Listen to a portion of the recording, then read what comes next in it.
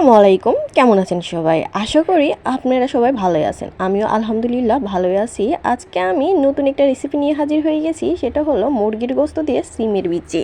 এই রান্নাটা কে কে খান এবং কার কার কাছে কেমন লাগে অবশ্যই কমেন্ট করে জানাবেন। আর ভিডিওটি প্লিজ স্কিপ করবেন না, সম্পূর্ণটা দেখবেন। আর কে কোথায় থেকে দেখছেন তাও কমেন্ট করে জানিয়ে দিবেন। তো প্রথমে আমি মরিচ পেঁয়াজগুলো প্রথমেই কষিয়ে সব মশলা কষিয়ে নিয়েছি। তারপরে কষানো মশলার মধ্যে মুরগির কয়েক পিস মাংস দিয়ে দিয়েছি।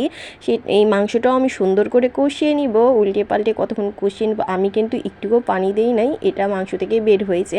তো মাংসগুলো ভালো করে যখন কষানো হয়ে যাবে তখন আমি আস্তে আস্তে এর মধ্যে সিমের বিচিগুলো দিয়ে দিব।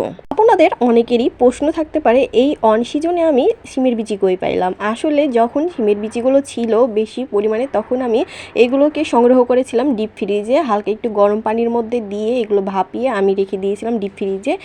অনেক দিন পর্যন্তই ছিল, একটুও গন্ধ বা কোনো কিছুই স্মেল পাওয়া যায় নাই। তো এইভাবে আমি এটাকে কষিয়ে মাংসের সাথে ভালো করে কষিয়ে নিয়েছি। সামান্য একটু পানি দিয়েছি পরিমাণ মতো, যতটুকু আমার ঝোল পছন্দ ততটুকুই দিয়েছি। তো আমার রান্নাটা কেমন লাগলো অবশ্যই আপনারা কমেন্ট করে জানাতে ভুলবেন না। আর আমার কালারটা কেমন হয়েছে রান্নার তাও কমেন্ট করে জানাবেন। এতক্ষণ আমার সঙ্গে থাকার জন্য আর ভিডিওটি দেখার জন্য আপনাদের সবাইকে ধন্যবাদ।